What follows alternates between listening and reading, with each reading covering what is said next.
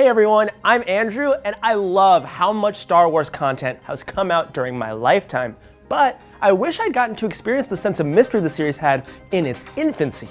But before the prequels and the EU fleshed everything out, a lot of the Star Wars galaxy was still shrouded in rumor and speculation. And the thing is, a lot of it was right. Like, did you know that the words Sith and Palpatine are never even spoken in the original trilogy? Seriously, go rewatch the original trilogy. I'll wait.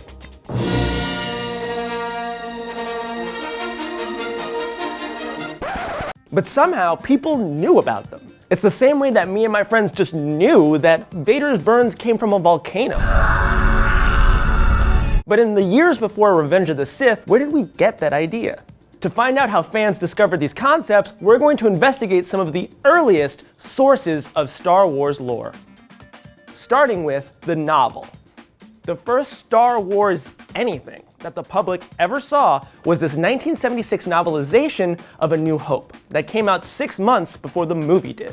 It's credited to George Lucas, but the book was actually ghostwritten by sci-fi author Alan Dean Foster. He was working from an early version of Lucas's script, so there are all kinds of deleted scenes and weird differences. I've missed you, kid. The novel is presented as part of this legendary tome called The Journal of the Whills, and it opens with a prologue that tells us all about the evil Emperor Palpatine. Lucas never even bothered to name the Emperor in his early scripts. He was just the Emperor. Unless you count his placeholder, Emperor Caused to Shit, because causes the shit is what the Emperor does. Once more, the Sith will rule the galaxy. Honestly, I feel like he could have kept that name and nobody would have been any the wiser. Palpatine's name is never spoken once in the original trilogy, not even in the special editions. The first time we heard it out loud was in The Phantom Menace. Sorry. How could that be true? And hopefully we never hear his new first name out loud. What is his first name? Sheev Palpatine?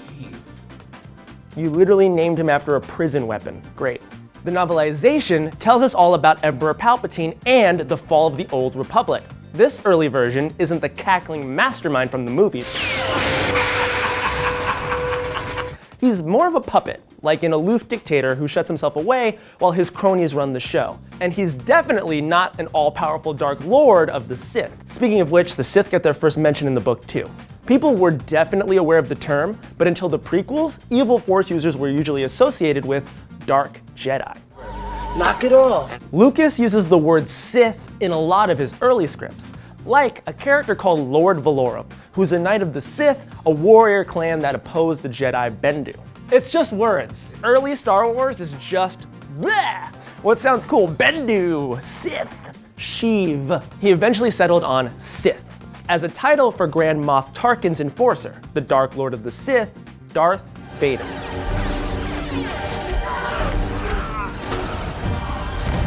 It definitely sounds cool, even if fans reading the novel had no clue what it meant.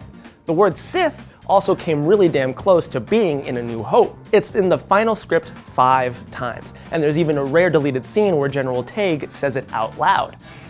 I tell you, he's gone too far.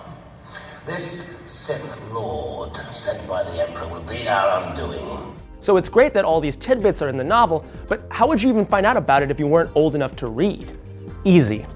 The merchandise. It's hard to think of a sci-fi series with ship designs as awesome and iconic as Star Wars. But kids obsessed with Star Wars in 1977 would have no idea what to actually call them, because the phrases X-Wing, TIE Fighter, and Star Destroyer are never spoken in the first movie. And it's not like they had the essential guide to vehicles and vessels back then. They're mentioned in the novel, but most kids knew about them through the toys. Imperial TIE Fighter and X-Wing Fighter from Star Wars Micro Collection line, each sold separately, figures included, new from Kenner. Back in '77, demand for Star Wars was so huge that people were literally buying empty boxes to give to their kids at Christmas.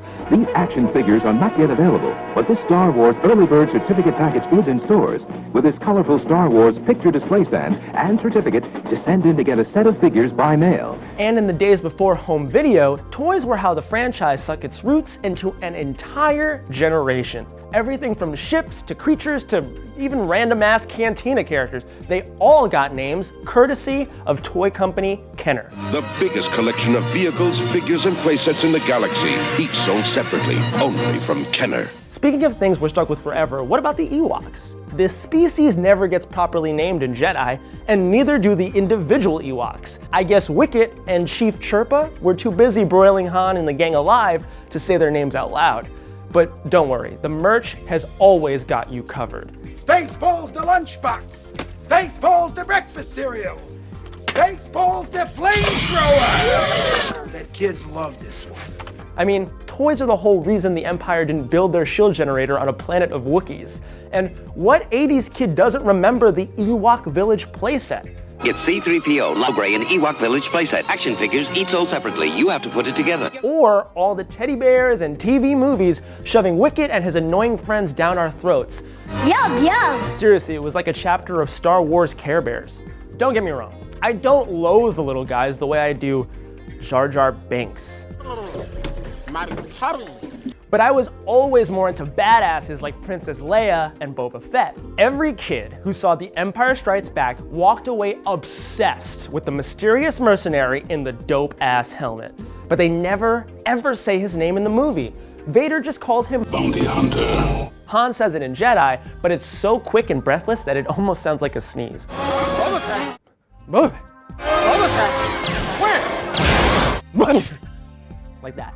Still, everyone knew exactly who Boba Fett was because he'd already appeared in the StarArs Holiday Special. I am Boba Fett. The ship you seek is nearby. We don't talk about the Star Wars Holiday Special.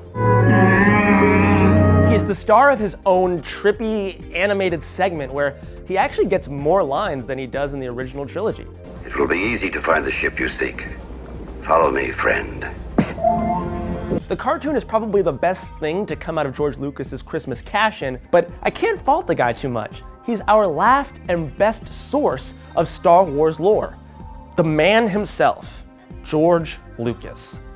George Lucas used to talk about how he had this grand design for the saga in mind the first time he put the pen to paper. It's like poetry, so if they rhyme.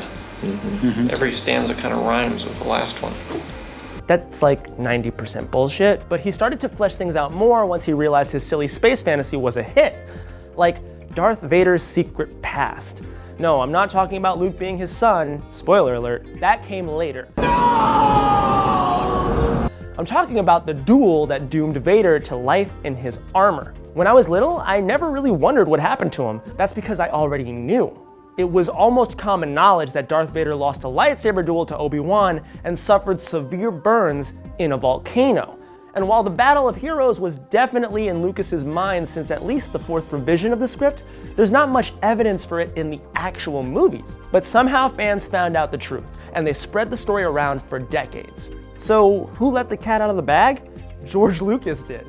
In a Rolling Stone interview just after A New Hope came out, he talks about how Vader killed Luke's father, from a certain point of view. A certain point of view?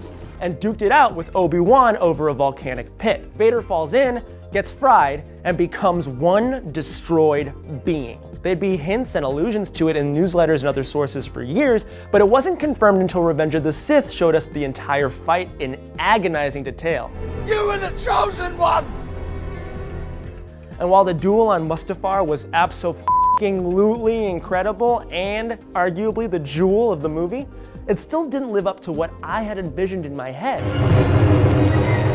I love that fans today get to experience every inch of the Star Wars galaxy, thanks to the massive amount of content out there. But sometimes I miss the magic of wondering what really went down a long, long time ago in a galaxy far, far away. Hey Jedi, I hope that you enjoyed watching this video as much as we enjoyed putting it together for you. If you like Star Wars content, we have an awesome May the 4th video on our page that you should go check out, and while you're there, you should subscribe. As always, be sure to check out Now This Nerd for your daily nerd content, even though it's not always daily. Later.